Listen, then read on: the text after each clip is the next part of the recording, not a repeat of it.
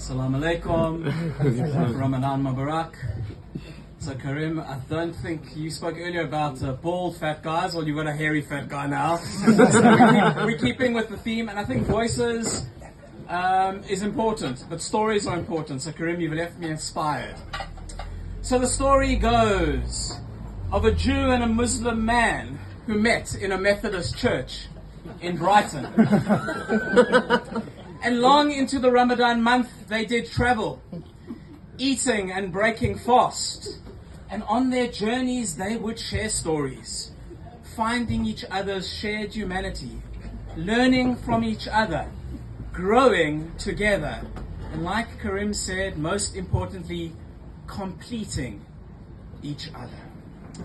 That, dear friends, is a story of myself and my good friend Ibrahim from the Dialogue Society.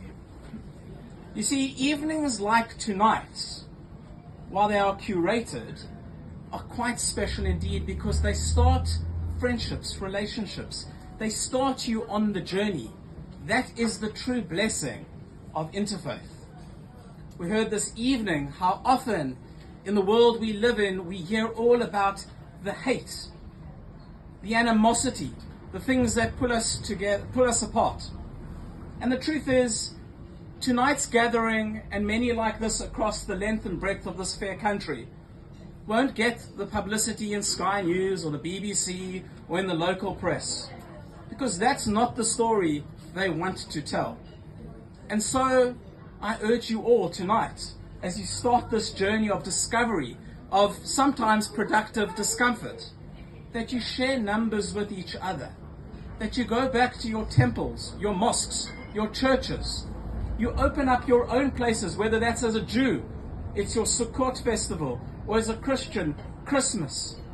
That we open up our spaces and invite the stranger in.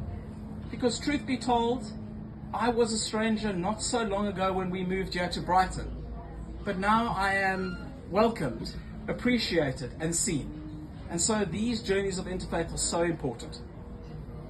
The final point I really do need to share, because often people don't want to self-promote, is how fantastic the Muslim community are during Ramadan.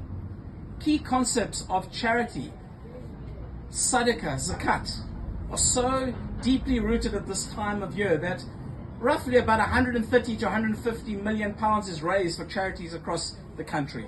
And I think we should all be inspired by that. So as Christians, as Jews and as Hindus and as Baha'is and all faiths and none, that we go back into the world inspired to collect charity and to support the stranger, those that are struggling in a world that can be often so cruel and so unkind.